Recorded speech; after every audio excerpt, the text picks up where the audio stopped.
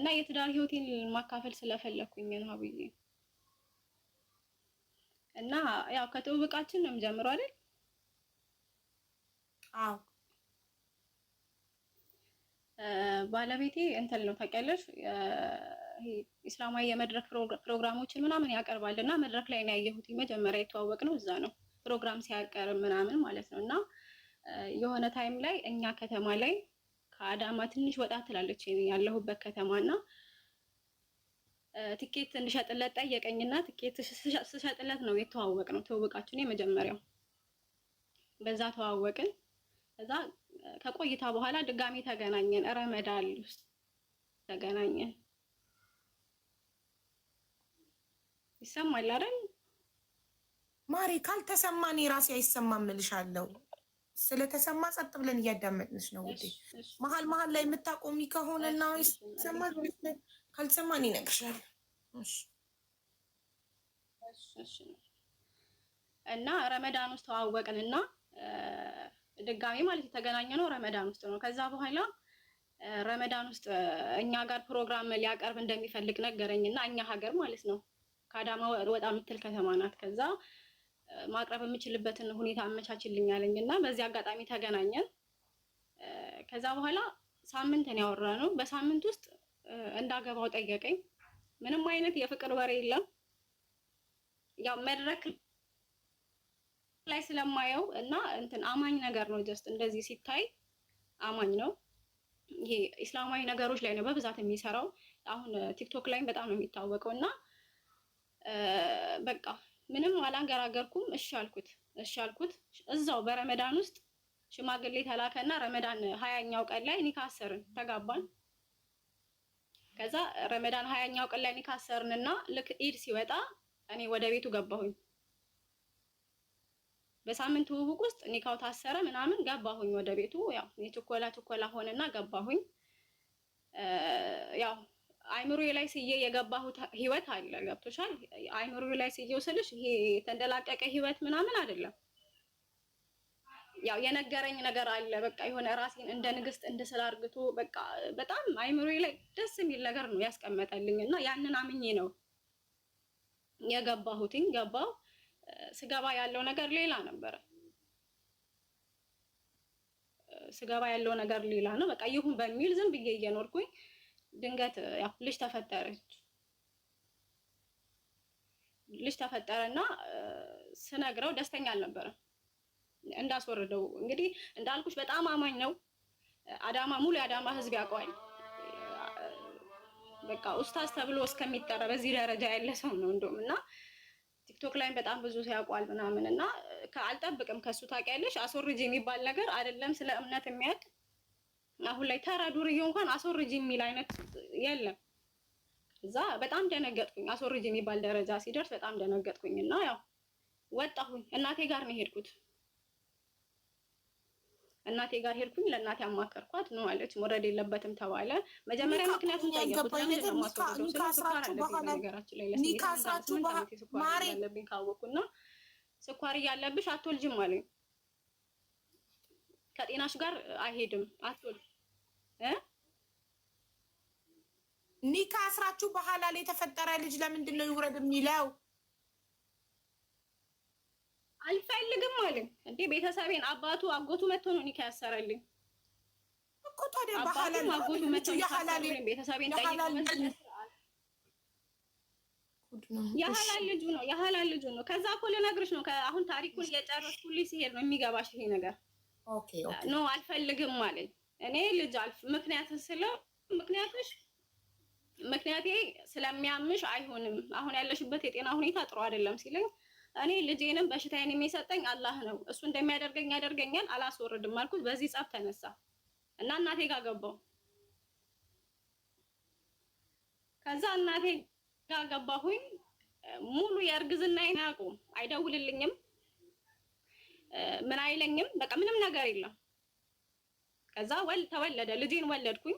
በዚህ ሰዓት ምንም የለም፣ አይደውልም፣ አይጠይቀኝም። እንደውም እኔ ነኝ የምለምነው ናና ልጅ ቢያንስ እቺ ልጅ ባህላ ላይ የተወለደች ልጅ ናት። ቤተሰብ ጎረቤት ይጠይቀኛል የት ነው ያለው አባቷ እያሉኝ ነው። ቢያንስ ለልጄ ክብር ስትል ና አልኩትኝ። ምንም ነገር ከሌለህ እንኳን እኔ ሰዎች ያመጡልኝ ልብስ አለ ልላክልህና አንተ እንዲያስኮ አድርግ እንዳመጣህ አድርግተህ ናና ጠይቀኝ ብዬ ሁሉ አልቅሼ ለመንኩት እና ምንም ፍላጎቱን አላውቅም። ምንም አይጠይቀኝም፣ አይደውልም። ከዛ በኋላ ነገራቶች ከወለድኩኝ በኋላ ምናምን ነገር እንዲፈታኝ ስለፈለኩኝ ወደ ህግ ነው የሄድኩት። ኒካ ለማውረድ በሸሪያ ፍርድ ቤት አቆምኩት ህግ ላይ። ከዛ እሱ አልፈታም አለ፣ አልፈታትም አለ። እሺ ልጅቷን ታምናለህ ወይ ሲባል ቤተሰቦቼ ባሉበት ዳኛው ባለበት የኔ አይደለችም አለኝ። እኔ ከሌላ እኔ ስታገባኝ አርግዛ ነበር ብሎ ካደኝ። ወንድሞቼ እናቴ ባለችበት የኔ አይደለችም አለኝ። ለኔ እኮ በቴክስት ይጽፍልኛል። ልጄ እንዴት ናት፣ አበባዬ እንዴት ናት ይለኛል እኮ ለኔ በውስጥ ማለት ነው። እዛ ጋር ግን ሙሉ ቤተሰቤ ባለበት እንግዲህ እጃቸውን ስሙ ነው የወሰደኝ ቤቱና የኔ አይደለችም ብሎ እንትላለ። እዛ በኋላ እሺ አልኩኝ፣ ይሁን አልኩኝና በየወሩ 1,000 ብር እንዲሰጣት ለወተት ተብሎ ማለት ነው። ለበየወሩ 1,000 ብር ጡት ደግሞ ወተት ደግሞ አልነበረኝም እና ወተት ነበር ማጠባት እና 1,000 ብር እንዲሰጣት ምናምን ተባለ። እኔ እንደውም ካልተመረመረ አልኩኝ እኔ ትመርመርልኝ። ናኑ ወይ ትነሳ የለችም ብለሽ እንዳታቆሚ እሺ። በዚህ በሰከንድ ላይ ባለው ስልኬ እየሰማሁሽ ነው። እሺ አብዬ መጣው በዚህ እየሰማሁ ነው። እሺ እሺ። ከዛ እኔ ይመርመርልኝ አልኩ፣ ልጅቷ ትመርመርልኝ። ምክንያቱም ያኔ ፍርድ ቤት ማለት ነው እንዲህ እርቅ ምናምን ሲባል እኔ መታረቁ ችግር የለብኝም፣ ልጄ ግን ትመርመርልኝ። ምክንያቱም ከምንም ነገር በላይ እምነቱ ይበልጣል። ከሱ ጋር አብሮ መኖሩ አይደለም። ልጄን ክዶ የኔ አይደለችም ብሎ ከዛ በኋላ ከሱ ጋር መኖሩ ምንም ነው። እኔ መጀመሪያ ይመንልኝ ምናምን ነበር የኔ ጥያቄ ነበረው። ከዛ በኋላ በዚህ ሁኔታ ውስጥ እያለን ልጄን ብቻ የማሳደግ ስለከበደኝ እኔ ወደ ኳታር መጣሁ። አሁን ያለሁትኝ ኳታር ነኝ። ወደ ኳታር መጣሁኝ እኔ ኳታር በመመጣ ሰዓት ሰላም ነበርኝ። አሁን እንደዋወላለን ምናምን ነገር እንዴት ነው ምናምን እንባባላለን። ከዛ በኋላ ግን መጥቼ እዚህ በሶስተኛው ወር በአራተኛው ወር ሌላ ሴት እንዳገባ ሰማሁኝ። ቲክቶክ ላይ ፎቶውን ለቋየው የሰርጉን ፎቶ ምናምን ነገር። ከዛ እኔ እንደውም ቶሎ ብዬ ልጅቷን ላውራት ሁሉ ፈለኩኝ፣ ያገባትን ማለት ነው። ከዛ በኋላ ከቆይታ በኋላ እንደገና እቺ ልጅ መንታ አርግዛለት ድጋሚ እንደፈታት ሰማሁ። ከሷ ጋርም ተለያይቷል። አሁን ከልጅቷ ጋር እናወራለን። ከዚች ልጅ ጋር እንደተለያዩ ጭራሽ ልጆቹን እንደማይጠይቃት እንደምንም ነገር እንደማያግዛት፣ እሷም አሁን ከሱ ጋር ተለያይታ ቤተሰብ ጋር ነው ያለችው። የእሷ ቤተሰብ ጋር ነው ያለችው። የእሷን ብለን እያለን ደግሞ ድጋሚ አሁን አራተኛ ሴት እያናገረችን ነው ያለችው። እኔ አሁን ትላንትና ራሱ ቴክስት አድርጋልኝ እያወራሁ ነበረ። እንደዚህ አሁን የ4 ወር እርጉዝ ነኝ፣ አግብቶኝ ነበረ፣ አሁን ተፋተናል አለችኝ። አሁን እኔ ከኔ በኋላ 2 ሴቶችን 2 ሴቶችን በኒካ አግብቶ አስወልዷል። አንዷ እርጉዝ ናት የ4 ወር። ከ3ቱም ጋር እያወራን ያለ ነው። የመጀመሪያ ልጅም አለችው። አሁን አራተኛ ሴት ላይ ነው ያለው። 4ታችንንም አግብቶ 4ታችንንም ፈቶናል። አሁን ከኔ በላይ የምታሳዝነው በተለይ መንታ የወለደችው ናት። መንታ ሴት ልጆች ወልዶ እስከዛሬ ምን ትሁን የት ትሂድ ምን ትብላ የሚያውቀው ታሪክ የለም። 4 እስካሁን አግብቷል። 4 ሚስት 4 ላይ ደርሷል። ከ4ታችን በኋላ ራሱ ኒካ ሊያስር ሌላ ሴት እያወራ እንደሆነ ሰማን። ናኑ 4ኛ ላይ ደርሷል።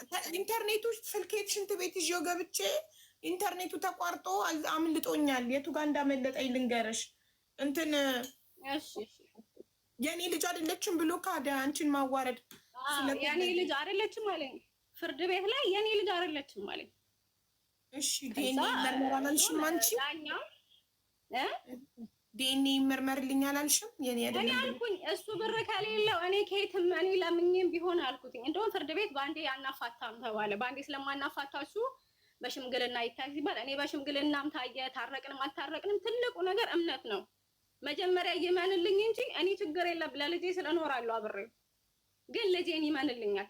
ከዛ በኋላ ጠየኩት። ምክንያቱም አንድ ቤት ስንኖር ብዙ ነገር እናውቃለን። ኢቭን ፔሪየድ መች እንደሚመጣ ያውቃል። ሁሉን ነገር ስለሚያውቅ ያረገዝኩበትንም እንትን ያውቃል። ወዲያው አብራችሁ መኖር እንደጀመራችሁ ወዲያ አብራችሁ መኖር እንደጀመራችሁ የተፈጠረው? አይ ወዲያው ነው። አዎ ወዲያው ነው ያረገዝኩት እኮ። ታዲያ እንዴት ላይ አብራችሁ መኖር እንደጀመራችሁ በስንት ቀን በስንት ወር ስንት ወር አንድ ቤት መኖር ጀምራችሁ ስንት ወር ፔሪድ አየሽ? በነገራችን ላይ 4 ወር እንኳን አልተቀመጥ 3 ወር ከምናምን የተቀመጥነው ወዲያውኑ እርግዝና የተፈጠረው። ስለዚህ 3 ወር ፔሪድ አይተሽ 4ኛው ወር ላይ እርግዝና ተፈጠረ አብራችሁ መኖር በጀመራችሁ። አላየሁም። እሱ ቤት ኒካ ካሰርን በኋላ አንዴ መጣብኝ። ኒካ ካሰርን በኋላ አንዴ መጣ። ከዛ በኋላ አላየሁም ፔሪድ የተባለ። ስለዚህ ታዲያ በመጀመሪያው ወር አንዴ ነው ከሱ ጋር አንድ ቤት ስትኖሪ አንዴ ነው ፔሪድ ያየው። ከዛ ሁለተኛው ፔሪድ ላይ እርግዝና ተፈጠረ።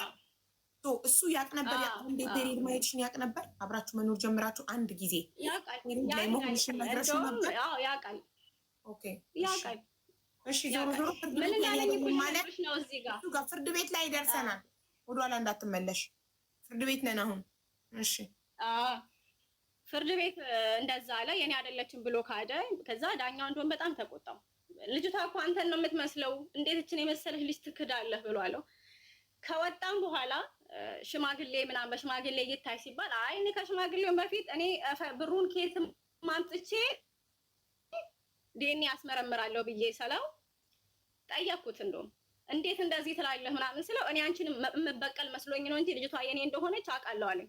አንቺን ማናደር ስለፈለኩ አንቺን መበቀል ስለፈለኩ ስላናደርሽ ነው ልጅቷ የኔ አይደለችም ያልኩት እንጂ ምን አርገሽ ነው? ለምን እንደሚበቀልሽ ምን በድለሽ ነው? ለምን እንደሚበቀልሽ የሆነ ሰዓት ላይ ምን አድርጊያለሁ መሰለሽ? አዎ እንደ ጥፋት ሊሆን ይችላል። ምን አድርጊያለሁ መሰለሽ? አቡዬ የሆነ ሰዓት ላይ በጣም ለመንኩት እንዲያግዘኝ እንዲረዳኝ፣ እርጉዝ በነበርኩ ሰዓት። ከዛ በቃ የሚመልስልኝ መልስ እንደዚህ የማላወራው በጣም ብዙ ነገር ነው የሚለኝና እኔ ምን አደረኩኝ? ይሄንን ያደረገኝን ነገር እንዳለ ሙሉ ለሚያውቁት ጓደኞቹ አወራው። እንዴት ይሄ ሚስጥሬን ታወሪያለሽ ነው እሱ። አሁን በጣም እንደበደልኩት አድርጎ ያሰበው ይሄንን ነው። እንደ በቀል ያሰበው ይሄንን ነው። ይሄንን አወራሁ ማለት እርዳኝ ማለት ምንድነው? እርዳኝ ማለት ግዴታው እኮ ነው። ይሄ እኮ የሚለመንበት ጉዳይ እኮ አይደለም። እርዳኝ ቤቱን ማገዝ እኮ ግዴታው ነው። እርዳታ ማለት ነው። እርዳኝ እኮ አይደለም። እኔ ኦልሬዲ ወጣሁኝ። ልጄንም እኮ ወልጃለሁ። ገብቶሻል? ወልጃለሁ። ልጄንም ከመውለዴ በፊትም እንዴ ባል ነው። እንደ ባል ሊያግዘኝ ይገባል። እንዴት ነው መጠየቅ ራሱ ትልቅ ነገር ነው አቡዬ። ነው ገንዘብ ግን ለልጁ የወተት፣ የዳይፐር፣ የልብስ፣ የምግብ መስጠት ግዴታው ነው። እሱን ይሰጥ ነበር። ከህጉ በኋላ አንዳንድ ሺህ ብር ይሰጠኝ ነበር። ከህጉ በፊት እንዲሰጥሽ ነበር የምትጠይቂው። እሱን ነው እንደ ጥፋት ያየሽው። ስልክም አይደውልልኝም ነበር ከህጉ በፊትማ እኮ ገባኝ እኮ እሱን ነው እንደ ጥፋት ማለት እንደ ጥፋት የቆጠርሽው አንቺ ራስሽ ላይ እንደ ጥፋት የቆጠርሽው። ልጅ ግን ለልጅ የዳይፐር የወተት ስጠኝ ማለትሽን ነው? ኖ አይደለም፣ እንደዛ አይደለም። እንደማይሰጥሽ ለጓደኞቹ መንገርሽን ነው? አዎ። ለምን ለጓደኞቼ ይሄንን ነገር ለምን አወራሽ ነው የእሱ አሁን ትልቁ ንዴቱና አንቺን መበቀል እፈልጋለሁ ያለው በዚህ ነው። እንዴት ለጓደኞቼ ይሄን ነገር ታወሪያለሽ ነው። እኔ አውርቻለሁ። ለምንድን ነው እንደዚህ የሚያደርገኝ ጠይቁልኝ ብዬ። ምክንያቱም ሌላ ሰው ከውጭ የሚያውቀው ሰው ሃይማኖት አስተማሪ ኡስታዝ ስለሆነ በጓደኞቹ ዘንድ በጣም የተከበረ ስለሆነ በጓደኞቼ እንዴት እንደዚህ አይነት ስም እንዲኖረኝ ታደርጊያለሽ ነው። እንዴት እንደዚህ አይነት ስም ታሰጭኛለሽ ነው የእሱ ያባኝ። ምክንያቱም ሰዎች አብደው ነው የሚያዩት። በቃ ገብቶናል። ከዛ ዲኤንኤ ይመርመራልሽ እሱ ላይ ነው ያቆምነው። ከዛ እሱ ዲኤንኤ አያስፈልግም ልጄ እንዲላታል አንቺ ለማይማገድ ነው አለኝ እንደዛ። ከዛ በኋላ የፍርድ ከዛ ከጣፋ ፍርድ ቤት መምጣት አቆመ። 15 ቀን እንደውም በፌደራል መጥቶ ታሰረኛ ከተማ ላይ አልመጣም አለ ፍርድ ቤት፣ አልቀርብም አለ ፍርድ ቤት። ታስሮ እሱ በሌለበት ኒካዬ ወረደልኝ። እሱ በሌለበት ፍርድ ቤት ኒካዬ ወረደ። ለልጄ 1000 ሺህ በየወሩ እንዲሰጥ ተፈረደ። ይሄ ጉዳይ አለቀ። ከዛ ነገራቶች በፒስም በምን አለፈና እኔ ወደ ኳታር መጣሁ። አሁን ያለሁት ኳታር ነኝ። ከዛ ሀብዬ መጥቼ እዚህ በስንተኛ ወሬ ቲክቶክ ላይ ቪዲዮ ተለቀቀ። አግብቶ ሌላ አግብቶ ቲክቶክ ላይ አየሁኝ። ወይ ቅድም እኔ ሽንት ቤት ሂጅ ያመለጠኝ መንታ ምናምን ስትደርሺ ነበር። ምን መንታ ነው? አዎ እቺኛ አሁን አገባ ያልኩሽ ቲክቶክ ላይ ተለቀቀ ፎቶ ቪዲዮ አብሯት ነው የሚሰራው። በጣም ፌመስ ነው በነገራችን ይታወቃል። ወደ 200 ምናምን ሺህ ፎሎወር አለውና ማሻአላ ቲክቶክ ላይ ከዛ ቪዲዮ ይሰራል ከልጅቷ ጋር ምናምን መንታ እርጉዝ ሆነች። እሷንም ፈታት። እስቲል ኒካ አልወረደም። በነገራችን ላይ ከልጅቷ ጋር ሁሌ ነው የምንደዋወለው። በጣም የምታሳዝን ልጅ ናት። መንታ ወልዳ አሁን ተለያይተዋል። ደውለውላት አያውቅም። ልጆቿን አይቶ አያውቅም። የኔንም ልጅ አይቶ አያውቅም። ምንም ነገር የለም። ምን አይነት ሁኔታ ማለት ነው? እስካሁን ከማን ወለደ? ከአንቺ ከእሷ መንታ ሌላ የወለዳት ሴት አሁን አራተኛ እርጉዝ አለች የ4 ወር። አሁን ደግሞ ሌላ አሁን ትናንትና የደወለችልኝ እሷ ይቺን የ4 ወር ያገባ የዚች ኒካ ሳያወርድ አራተኛዋ ደግሞ አስወረደች። ነገረችኝ። አራተኛዋ እርጉዝ ነኝ ግን ኒካዬን እንደምንም ብዬ አስወረድኳለችኝ። አሁን ከኔ ቀጥሎ ያለችዋ ኒካዋ አልወረደም። ከኔ በፊት ደግሞ የመጀመሪያ ልጅ አላችሁ። 4 ሴት አግብቷል እስካሁን ድረስ። 4ታችንንም ፈቶናል። ከ4ታችን አንድ ልጅ አለው። አንዷ ናት መንታ የወለደችው። አንቺ ስንተኛ ነሽ? እኔ 2ተኛ ነኝ። አንቺ በፊት ያለችው የት አለች? ኒኳ ወርዷል። የትና ምንም አናውቅም። አንድ ልጅ አለችው ከሱ ጋር አብራ የምትኖር አንድ ልጅ አለችው። አብራው እንትን ምናምን አብራ ትሰራለች። አሁን እኔ ስገባ የዛኔ 3 ዓመት ልጅ ናት። አሁን 7 ትሆናለች። ኦኬ 7 ዓመት ከአንቺ የተወለዳት ስንት ዓመት ነው? ያኔ አሁን 3 ዓመት ሆናት። የ3 ዓመት መንታዎቹ ስንት ዓመታቸው ነው? 5ኛ ወር ላይ ናቸው እነሱ። 5 ወር እና 4ተኛ አስረግዟል። ፈጣን ሰውዬው ማሻአላ። ኮረወራ ይሰጥም 4ተኛ ወር ላይ ነው ያለው። ቆይ የ7 ዓመት ከመጀመሪያ ሚስት ከሁለተኛዋ የ3 ዓመት ከ3ተኛዋ የ5 ወር መንታ 4ተኛ አስረግዟል። 5 ወር ገና ከተወለዱ ሄዶ ሌላ ሴት 4ተኛ ወር ነው። እና ሀቡዬ አሁን ትልቁ ሚዲያ ላይ እንደወጣ የተገደልኩበትን ነገር ልንገርሽ። ሚዲያ ላይ ብዙ ሰዎች ያውቁታል፣ በተለይ ሴቶች እና አይምሯቸው ላይ የሚስሉት እሱን አማኝ አድርገው ነው። ታውቂያለሽ፣ ገብተሽ እስካላየሽበት ድረስ እንደዛ ነው የምንስለው። አብዛኞቹ ሴቶች ደግሞ ያለብን ሙስሊም ሴቶች ያለብን ትልቁ ችግር ይሄ እምነት ላይ የሚንቀሳቀሱ ሰዎችን ፍጹም ንጹህ አድርገን ነው የምንስለው ነገር አለብን። ገባሽ አይደለ? ይሄ ነገር አሁን ይሄን ልጅ ማስቆም ካልቻለን ይቀጥላል። በእርግጥ መብቱ ነው ማግባት እኮ፣ ግን ያለ አባት እየተፈጠሩ ያሉት ልጆች እኔ አሁን ልጅ ያለ አባት እያደገች ነው ያለችው። የዚች የመንታዋ እንደገና በጣም የሚገርምሽ ደግሞ 4ተኛዋ 2 ልጅ አላት። ከሌላ ሞቶባታል አባቷ። የልጆቹ አባት ሞቶባት ነው ደህና ሰው አገኘው ብላ ለልጆቼ አባት አገኘው ብላ ነው ያገባችው። እና አስፈላጊ ከሆነም ሀቡዬ ምናልባት አሁን ላይ ይችላል አስፈላጊ ከሆነ ፎቶም ቢወጣ እኔ ችግር የለብኝም። ምክንያቱም አያቆምም ሰውዬው። አሁንም ሌላ ሰው ሊያገባ ነው። ፈረስት ኦፍ ኦል እሱ ምን አደረገ? ሴቶቹ ናቸው እየሄዱ ቆንጆ ወንድ ሲያዩ እየተለጠፉ የሚወልዱት። እሱ ምን ያደርግ? ልክ ነሽ። ታዲያ ከሱ ነው እንደ ችግሩ? ከእናንተ ከሴቶቹ ነው እንጂ ሳታጣሩ ዝም ብላችሁ አይደለም። ሀቡዬ ምን አለ መሰለሽ እራሱን የሚያሳዝን ልጅ አልፈልግም እያለሽ በግድ ነው ያረገሽ። አልፈልግም እያለሽ በግድ ነው ያረገሽ። እንዴ ከመጣ በኋላ ምን ላድርገው ሀቡዬ? ልጅ እንዴ ያራም እኮ አይደለም። አላህ ይሰጠኝ። መጀመሪያ አታማክሪው? ልጅ ትፈልጋለህ ወይስ ነው? አይደለም ስትተኛ አብረሽ መከላከያ ልጠቀም ወይስ ትፈልጋለህ ልጅ አትይው? ገና በተዋወቃችሁ በአንድ ወር ሲጀመር ይኸውልሽ ተነጋግረናል። ልጅ የሚባል ነገር ከ2 ዓመት በኋላ አንወልድም ተባብለን ተነጋግረናል። እኔ በቃ ተፈጠረ ይሄ ነገር አይደል? ተነጋገራችሁ። ትክክል ነው። እሱ ከ2 ዓመት በኋላ ነው መውለድ የምፈልገው ብሎ ነግሮሽ በአንቺ አለመጠንቀቅ እንደማይፈልግ እያወቅሽ መከላከያ ሳትጠቀሚ አረገሽ። ስታረግሽ አልፈልግም ማለሽ እናትሽ ቤት ሄድሽ። አለቀ። እናትሽ ቤት ወለድሽ። ተለያያችሁ። አሁን ይህ ሰውዬ ምን ያርግ? እናንተ ሄዳችሁ ከተለጠፋችሁበት እናንተ ባክግራውንዱን ሳታጠኑ ወንድ አገኘው ብላችሁ ሄዳችሁ የምትጣበቁ ከሆነ እሱ ምን ያርግ? ምንም አይደለም እኮ አብዬ፣ ባክግራውንዱን ምንም እንድታጣኙ እንኳን እድል አይሰጥሽም። በቃ ንጹህ ሰው ሆኖ ነው የሚቀርበው።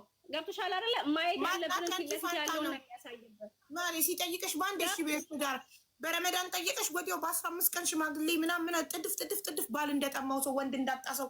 ተረጋጋ ወንድሜ፣ ላጥናክ፣ ቀስ በል። ከሄደ ጥርግ ይበል። ህይወቴ ቀልድ ነው እንዴ? ባንዴ ሲያንጣ ምን እንዳይሄድ የት እንዳይሄድባችሁ ነው ባንዴ እሺ የምትሉት? ሳትጠናኑ በ15 ቀን ሽማግሌ ልኮ ስትጋቡ ምንነቱን ማንነቱን ባክግራውንዱ ምኑን ሳታጠኑ ዝም ብሎ ውስጥ እንደዛ አይመስልሽም ሀቡዬ? ምላሱ ልነግርሽ አልችልም። በቃ ምንም ይሁን ምንም ይሁን ታሚ ነው የሚያደርግሽ። ይሄ የእናንተ ጅልነት ነው። ሲናገር ቀላል እኮ ነው እንደዚህ ሀብዬ እንግዲህ እሺ፣ አሁንም ሳታጠኝ ሌላ ኡስታዝ ይመጣልሻል። ከሱም ደግሞ ትወልጃለሽ። እኔ አልገባም። እኔ እኮ ትልቅ ትምህርት ሆነኝ። እኔ እኮ አሁን እኔ ስለተማርኩበት ነው። ገብቶሻል አይደለ? ቸኩዬ በመግባቴ የከፈልኩት ዋጋ አለ። ያን ሂሳብ ያንን ዋጋ ሌሎች ሴቶች እንዳይከፍሉት ነው። ይሄ ሰውዬ 4ኛ ሚስት ላይ ደርሷል። እርግጠኛ ነኝ ይቀጥላል። ማቆሚያ የለውም። ገብቶሻል አይደለ? አሁን ላይ እኛ ስለሰራነው ስህተት ሳይሆን እንደዚህ አይነት ጅል ሴቶች ዝም ብለው የሚፈለፍሉ እስካሉ ድረስ እንዳያቆም 10 ያድረሳቸው። ጀግና እንሸልመዋለን። ለምን እኛ ማንቃት የምንፈልገው ሴቶቹን ነው። እንደዚህ አይነት ጅል ሴቶች ወንድ ሲያገኙ ዘለው ባንዴ እንደነሽገር የኔ እንትን አሁን አቡዬ ሴቶቹን ማንቃት ነው። በቃ እኛ ስህተት ሰራን። እኔ ስህተት ሰርቻለሁ፣ አምኛለሁ። ገብቶሻል አይደለ? የሰራሁትን ስህተት ማሬ ትክክል፣ ጎበዝ እኮ ነሽ አንቺ። የሰራሽውን ስህተት ሴቶችሽ እንዳይደግሙት ለማስተማር መምጣቶች ጀግና ነሽ፣ ጠንካራ ነሽ፣ ጎበዝ። ልንገርሽ አንድ ነገር፣ ማንም ይፈርድብኛል ምናምን ብለሽ ሳታስቢ ሚዲያ ላይ መተሽ እህቶችሽ አንቺ የሰራሽውን ስህተት ቸኩለው እንዳይሰሩት መናገርሽ በጣም ጎበዝ ነሽ። እኛ በ2026 ወንዶች ላይ መፍረድ አቁመን ሴቶችን ማንቃት ብቻ ነው ስራችን። ሴቷ ትንቃ፣ ካለበለዛ እራሷ ናት ከልጅ ጋር ተዘፍዝፋ ቤት የምትውለው። እራሷ ናት ህይወቷ ወደኋላ የሚቀረው። ወንድ ልጅ ማህፀን የለውም። ወንድ ልጅ ማህፀን የለውም። አስረግዞ ላጥ ማለት ይችላል። ስለዚህ ምን አለ መሰለህ አሁን እሱ ስላደረገው ስህተት ለማውራት እሱን ሌላ ነገር ለማድረግ ምናምን አይደለም። ሴቶቹን ስለማንቃት ብቻ ነው ማለት ይበቃዋል። ያላባት የሚያድጉ ልጆች ከሱ መውጣት የለባቸውም ነው እንጂ ስለሱ ስላደረገው ነገር እሱን ሚዲያ ለማስተካከል አይደለም። አሁንም እሱ ላይ ነሽ። ከሱ ባይወጣ ከሌላ ወንዶች ይወጣል። ሴቶች ልጅ ማሳደጊያ ገንዘብ ሳይኖራችሁ ዝም ብላችሁ ሄዳችሁ ወንድ ላይ አትለጠፉ። አንደኛ። ሁለተኛ የማይፈልጋችሁ ወንድ ላይ አትለጠፉ። ሶስተኛ ወንዱ መውለድ ሳይፈልግ በግድ አትውለዱ። ይህንን ነው ለሴቶች የምናስተምረው። መከላከያ ተጠቀሙ። እሱ ከ2 ዓመት በፊት ልጅ መውለድ አልፈልግም እያለ አንቺ መከላከያ መጠቀም እየቻልሽ እኔ ነኝ ያልኩት እኮ ሀቡዬ። እሱ አይደለም እኮ መከላከያ አልተጠቀምሽም። እኔ ነኝ ከ2 ዓመት በፊት እሺ ለመከላከያ አልተጠቀምሽም። አላውቅም። እሱ ማለት ወስጃለሁ እኮ ይሄ ምድር ኪኒኒ ወስጃለሁ፣ ግን አላውቅም እንዴት ሆኖ እንደተፈጠረ አላውቅም። ሀብዬ የምር መጣ፣ ምንም ላደርገው አልችልም። አላህ ሰጠኝ አይደለ? መጣ እንትን አይደለም ማለት ይሄ በሐራም የሆነ ነገር አይደለም። ከመጣው ከይምጣ ብዬ ተቀበልኩትኝ። እሱ እንዳለው ከሱ ጋር ተስማምቼ ማስወረድ አልፈለኩኝም። እኔ ገብቶሻል አይደል? ሰጠኝ። ዛሬ ላይ ሰጥቶኝ ነገ በፈለኩበት ሰዓት አጥቼ መጠጸት አልፈልግም።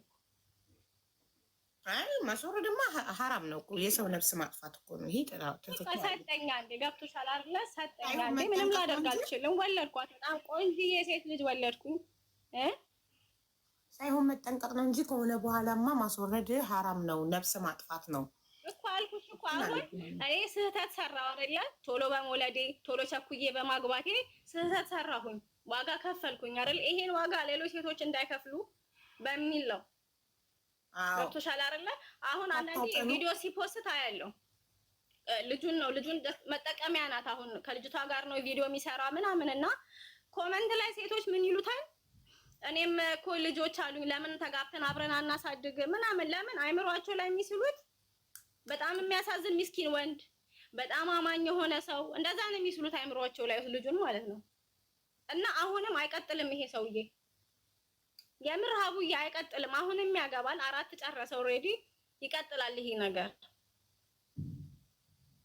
እና እዚህ ጋር የሚያዩ በተለይ ሙስሊሞች ናቸው በዛት እያወሩት ያሉት ያወሩታል። አሁንም 2-3 ሴቶች አሉ ይነግሩናል፣ ደግሞ ስለሚያውቁን እሱን አግብተን እንደነበረ ደግሞ ደስ የሚልሽ ነገር ሲያገባ ይፖስታል ከነ ፎቶአችን። አይፈራም። ምን ይፈራል? ምናምን ብሎ ይፖስታል። እና ሁሉም ያውቁናል፣ ያናግሩናል። አገኘ ታዲያ ለምን ይፈራል? ምን አስፈራው? እየሄዱ የሚለጠፉበት ሴቶቹ ክብረ ቢሶቹ ሴቶቹ እሱ ምን አስፈራው? ማሬ ኖ አይደለም ሆነ እኮ አሁን እኮ እየሄዱ መለጠፍ ሳይሆን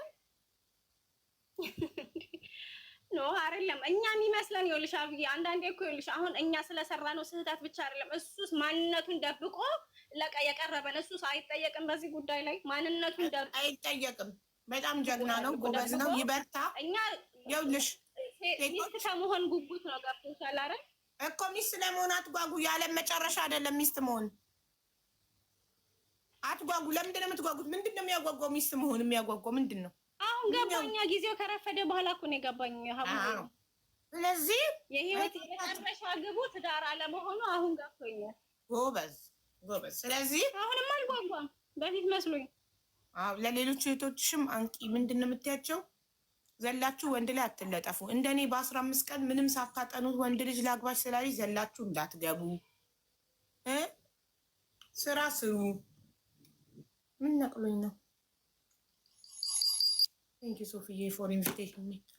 እና መጀመሪያ ሴት ልጅ ትማር፣ ትስራ፣ ገንዘብ ትያዝ፣ በራሷ ትተማመን። ነገ ወንድ ልጅ ጥሏት ሲሄድ እንዳታለቅስ ማለት ነው። እና የህይወት ስኬት መጨረሻው ባለትዳር መሆን አይደለም። የህይወት ስኬት መጨረሻው የምትፈልጉትን ህይወት መኖር ነው። ደስተኛ ሆኖ መኖር ነው። በተረፈ አትከታተዩ። ከፈለገ 10 ሚስት ያግባ። ምን አገባሽ? ከህይወትሽ ወጥቷል። አንቺ ሸቂ ገንዘብ ያዥ ሀብታሙ፣ ሸቂ ገንዘብ ያዥ ሀብታሙ፣ ነገ ትልቅ ህይወት እንድትኖሪ ሽማ ልጅሽን ጥሩ ትምህርት እንድታስተምሪያት፣ ጠንካራ ሴት እንድታረጊያት ስሪ። ትኩረትሽን ህይወትሽ ላይ እሱ ገደል ይግባ፣ የራሱ ጉዳይ። አንዴ አትከታተዩ። ገንዘብ ያዥ ልጅሽን። አሁን 3 ዓመት ሆና 4 ዓመት ሲሆነ ጥሩ KG1 ጥሩ ትምህርት ቤት አስገቢያት። ልጅሽን ተከታታያት።